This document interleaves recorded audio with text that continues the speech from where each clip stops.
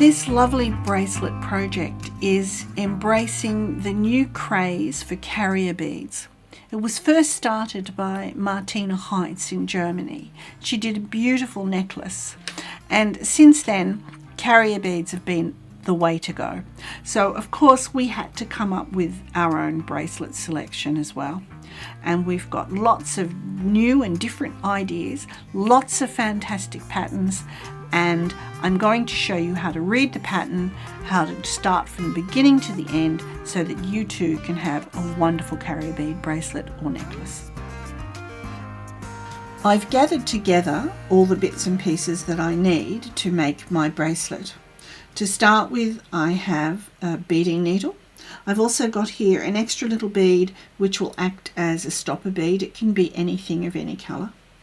I've got 2 colours of size 11 Delica beads, and I need 5 grams of each. I've got some beading thread. I've got 10 of the acrylic carrier beads, and I only use the clear because they don't affect the colour of the bead. I've got some satin glass pearls in 6mm. I've got jewellery wire, or some people know it as tiger tail. I've got my XF6000 glue.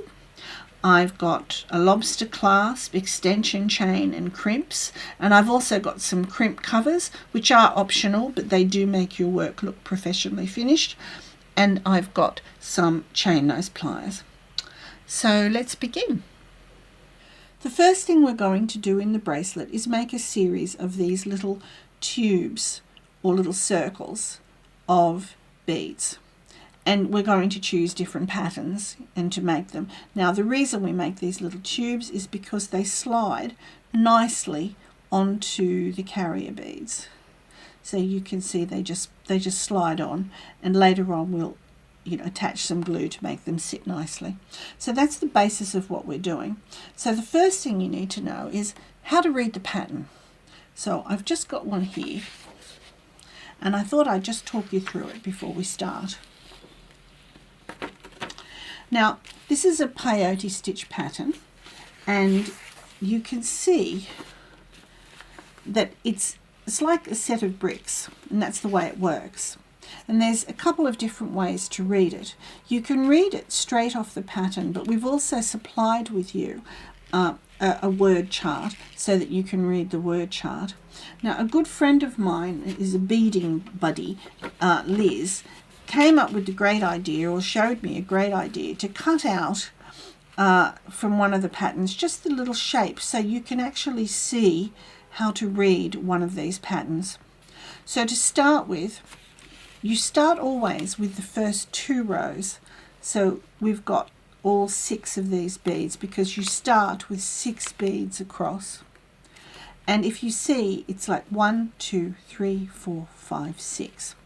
After we've done those first 2 rows, then if I move this down, here's my 3rd row, and you can see there's actually only 3 beads that need to be added. And then on the 4th row, which is here, 1, 2, 3, and so on. 1, 2, 3. Now this makes it very easy to see the pattern. The other way, of course, is by using the word chart. So if we go back to our first 2 rows, and it says row 1 and 2, we're going to be working towards the left, and we're going to pick up 6 of colour B. So you can see we're working towards the left, so we're going that way, and we're picking up 1, 2, 3, 4, 5, 6. When we look at row 3, which is the next one down, and you see we're working towards the right, we pick up 1A and 2B. So we pick up 1A and 2B. So that's how you read the pattern. And of course, if we go down to the 3rd row or the 4th row, we're working towards the left, and we pick up 1A, 1B, and 1A. So you can see that easily. So it's a nice easy way to read the pattern. So we'll begin by picking up our 6B, which you can call whatever you want colour B. So for our purposes, we will call the white colour B. So I've threaded about 1 metre of thread, and I'm going to start with my stopper bead. And how you do that is you just put on the bead, leave yourself a small tail, enough that you can wind it in later on or weave it in later on, and go back through the bead in the same direction. Now you can do that just the once. It will move around a little bit, so you could go through it a second time. The only downside about going through it a second time is it's really awkward to get off at the end. So I think I rather put up with a bit of sliding than have to grapple with taking it out. So I'm going to pick up 6 of my beads. 4, 5, 6. And I'm going to slide them down to the stopper bead, and I like to hold them sideways so I can see what I'm doing, and it sort of keeps them in place. Now, as we looked at row 3, we need 1A and 2B. So this is 1A. I've picked up 1A, and the way that you work this is you miss the first bead, and this is your mantra with peyote stitch. Pick up a bead, miss a bead, go through a bead. So I'm going to go through the next one. And if you just hold your fingers in place like that, it'll keep those beads in place. And if you pop them in place, you'll see that they sit side by side each other. So you can see they're sitting at a little like T shape. So then I'll just go on to the next one, and it says I need 1B. So there's a B. And then again, I've picked up a bead. I'm coming out of here, I miss a bead, and I go through the next bead. And if you just pinch it between your fingers again, it'll just pop in place. So now you can see I've got 2 little T shapes. So now the last bead is another A. So again, I'm going to pick up a bead. I'm coming out of here, I'm going to miss a bead and then go through the next bead. There it is. And then when I pull that up, now I've got 3 little sets of T's. So a single, a double, a single, a double, a single, a double. Now I'm going to be coming straight back down this way. Now I've done my 3 rows, and you can see 1, 2, 3 rows. See that? 1, 2, 3. And if I just go back to the pattern, these are our first 2 rows, which were all in colour B, which is white. Then we've done our next row 3, which was 1A and 2B, which was a pink and 2 white. Now we're on to our next row. So if I pop down here, and of course if I look at here, we're working towards the left, which was we're coming back this way. It's 1A, 1B, and 1A. So that's a pink one, a white one, and a pink one. So I'll just do that next. So we have a pink, white, and a pink.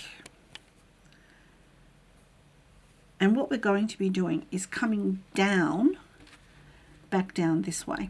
Now, you've got 2 ways of doing it. I like to just work back and forward, back and forward. You can, if it's easier, flip it over and always work away from yourself. I like to just hold the work steady so I know where I'm going. So I'm picking up a bead. I'm missing this top bead here, and I'm going through this bead here, and you can see that you've got these little U shapes where the beads stick out, and they're the beads I'll be going through. So I've picked up a bead, I've missed a bead, I've gone through a bead. I'm going to do it again. I pick up a bead, I miss this bead down here and go through the next one that sticks up,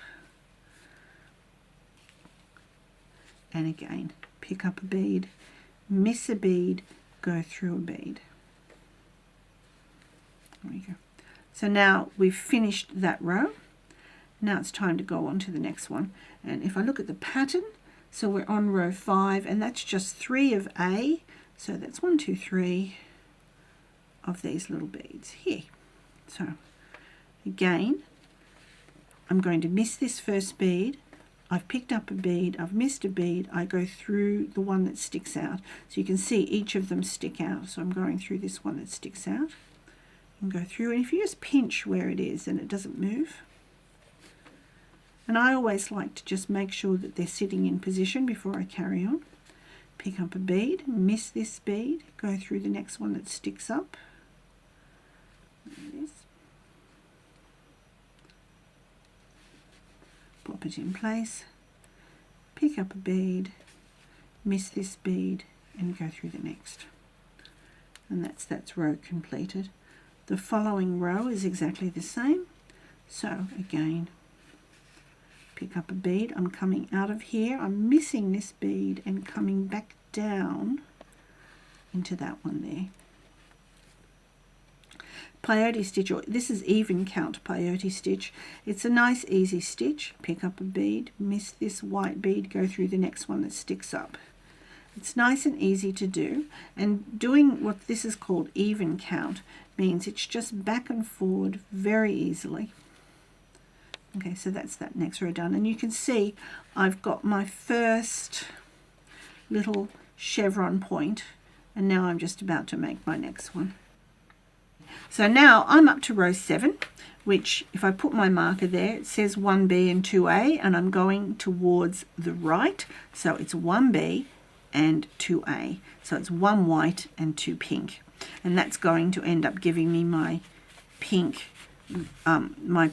little diamond shape. So I'm just going to carry on now all the way down the pattern. We have 25 rows to do.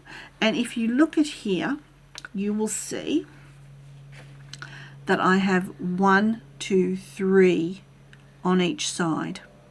So once I've finished, and of course when I say 25 rows, that's there and back, you know, one's down and one's up. So at the end, what you'll end up with is, if you count 25 beads on each edge, you will have your stopper bead on this side and you will end with your thread on this. So I'm going to continue along until I have my 25 beads along each edge, and then I'll show you how to zip it up and make a little circle with it.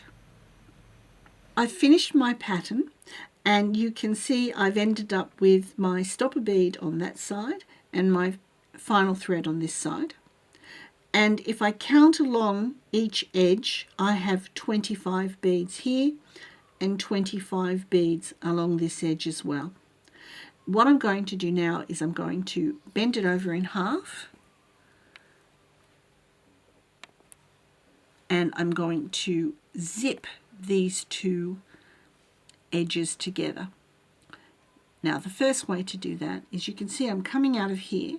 I'm going to go in through this bead, and then I'm going to at the same time pop across to the sticky outy bead on that side, and you can see I've got a few beads sticking out here, and by going across and through like that, that just pulls those two together.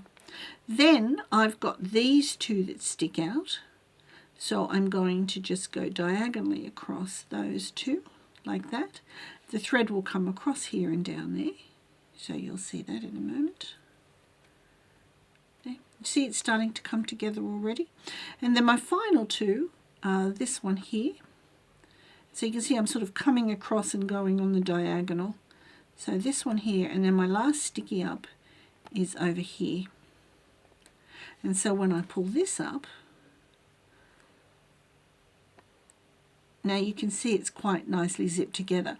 What I like to do is to create a further step. So I'll just loosen off this stopper bead, and you can see how easily it loosens off, and that's why I said if you go through twice it's a little bit harder to loosen it off. And what I'm going to do is, this is where my stopper bead is coming out of. I'm going to go back and just zigzag through them again to make it a little firmer. So I go through this one here and then the one directly in front of it, there, and pull that up. And then again, I'll just go back through this diagonal and then the following diagonal again, and that makes that a really secure zipping up. Now what I'm going to do is I'll just turn it on the side and I'm going to finish off this thread, and I'll do that by going into the next bead, and I'm going to go through a few beads, and then I can just easily weave off this thread. I don't need to make any knots at all. I can just simply go through a few beads, and see, by going on the diagonal I'm still within the same thread path. So I'll go up this way, then I'll jump across here because I'm staying within the thread path, and go through that one there. Get in there, see that? And by going through that one, see, that thread gets buried in, and then I'm just going to, sorry, I'll just get myself a bit more thread. I'll go back down, and then I'll go up and down and around a few times, just so that I'm sort of winding that thread around so it doesn't, see, now I can jump across here. And this is just a nice easy way, and especially if you go back on yourself a few times, it's a nice easy way to finish off your thread without having to make any knots. Now there we go. I'd say that'll do me, and all I'll do now is I'll just cut this thread, pop this out of the way and cut the thread. There we go. Now I'm going to do exactly the same with this. I'll take off my stopper bead, I'll put the needle on, I bury the thread between my fingers, and then I can just place the needle over the top, and you see the thread goes in there, and then I can just capture that thread and pull it through. So it's quite easy to do. Okay, so I'm just going to tie off the, or weave off the end thread in exactly the same way. So I'm just coming out of here and just going through a few beads, and again I'll weave it around back and forth until I'm satisfied that it's not going to come undone. So you can see I'm just going to jump across here, and I can even go back down that way, which is the way I've just come. You see the thread, if I follow the thread path, the thread just gets buried and never seen again. I'll go up again. And go through a couple of beads. Oops. Just do this as the last one. So I'm pretty happy with that. And then again, just come in with my scissors, nice and close, and snip it off. There we go. I've finished my little peyote strip, and as you know, we've joined it up, and you can see it's made a nice little ring, and that's very easy to slip onto. I've got my carrier bead here, and it'll slide on quite easily. Now my choice of carrier bead was quite specific as well. I've chosen a super clear acrylic bead over a normal clear bead or a coloured bead, and the reason for that is I wanted it to not interfere with the colour of the beads, so that when I put it on to, you know, my loop onto the carrier bead, the beads don't change colour, because that can alter the colour of your beads. So therefore my super clear ones are my bead of choice. So now I've got it on, I'm just going to put on a little bit of glue, and then we'll be able to make our bracelet. Now I've been having lots of fun, and I've made up my 10 different beads, or my 10 tubes, and popped them onto the carrier beads, and now I'm going to glue them. I've had lots of fun with all the different patterns and done them some you know, like one colour, some the other colourway. It's been a lot of fun. Now I'm going to use F6000 glue.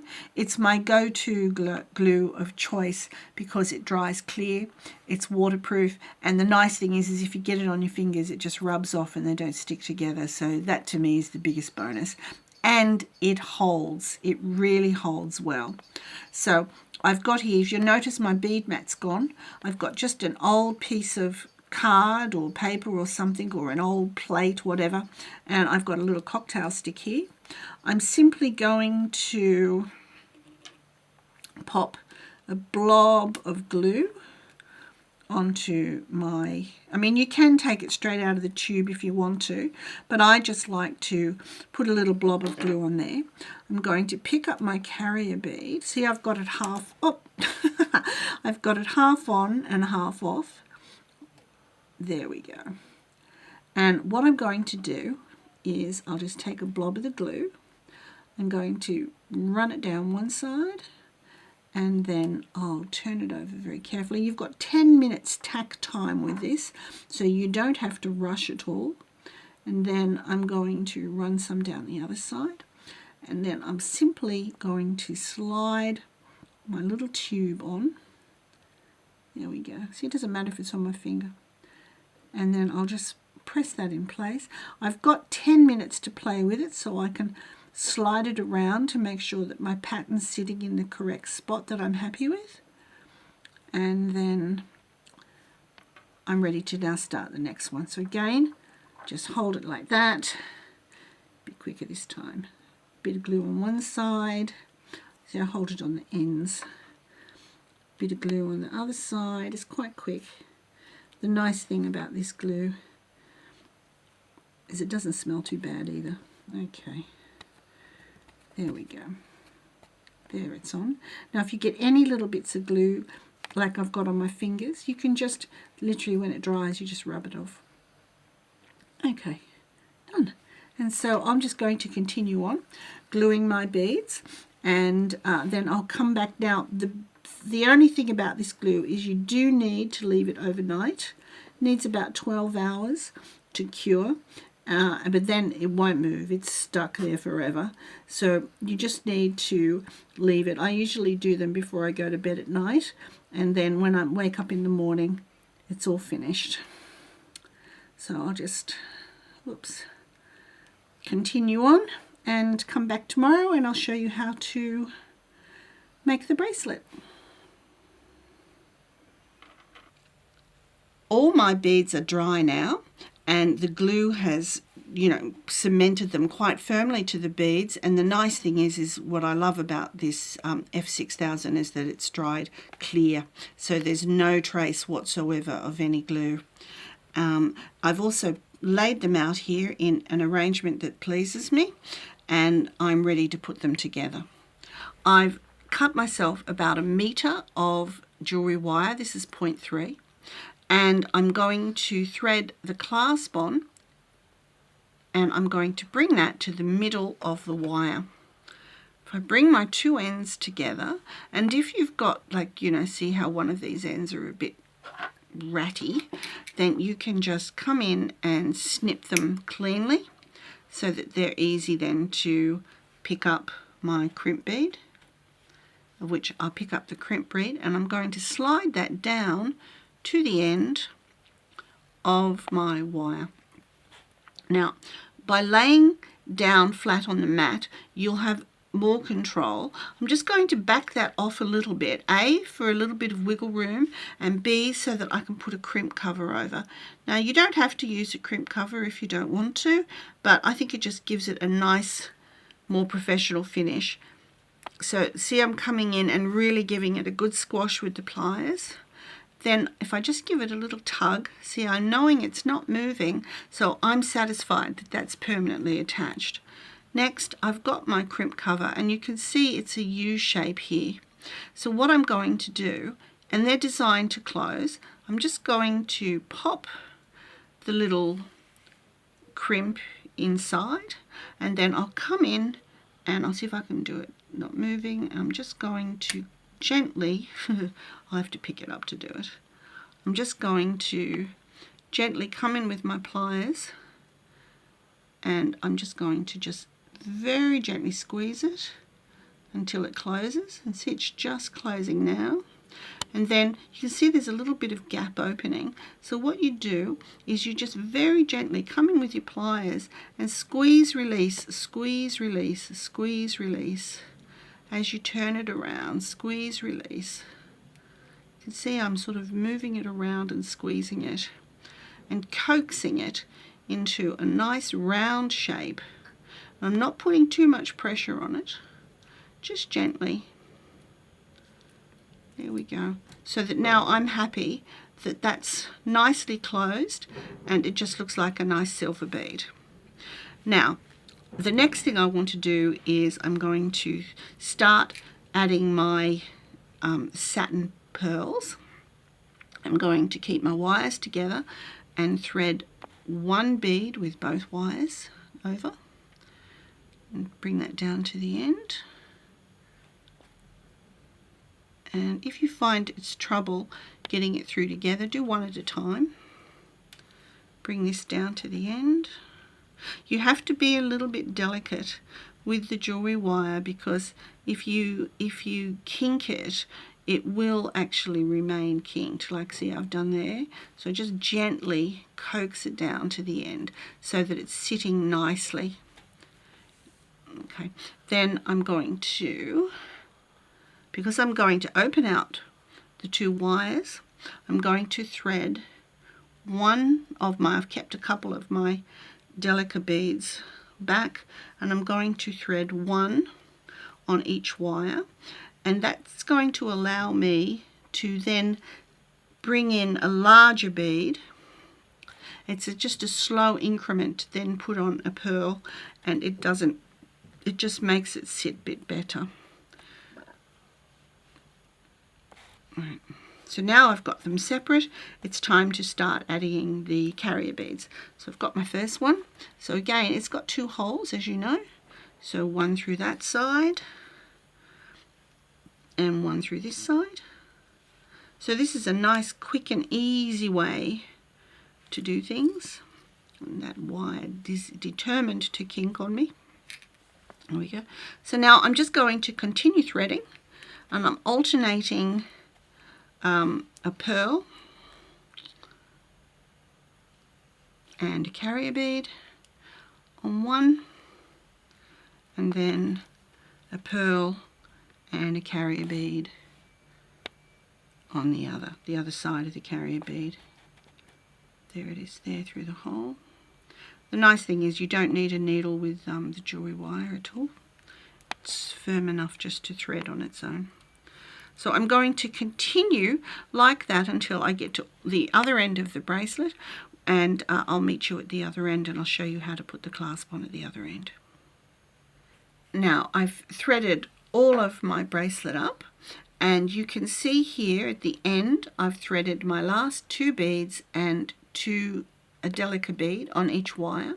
I'm going to now, just like I did at the other end, bring the wires together. I will thread on one satin pearl and one crimp over both of the wires. I'll just pop that on there. That's good. So that's on. Then I'm going to thread on my extension chain, and just on the end link of the extension chain. The reason I'm using an extension chain is that then this bracelet can fit any size. I've already made it to fit, you know, this size will fit quite a good size wrist, you know, 7 to 8 inches.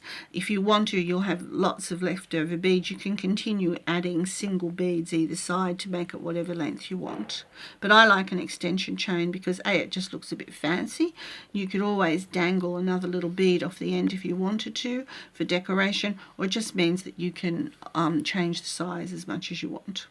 Especially if you wanted to sell these, then that way you know that if this is the standard length, this will take it up to a much larger wrist. Now I'm going to bring the wires back around, and if you pop this on your finger like that, it makes the wires go flat and the bead pop up, and then you can easily just bring the two wires back through that crimp bead, and then I also take it through the first bead again, so you can see that. Now that allows me to, and if you see I'm working flat on the mat so I have control, it allows me to just slowly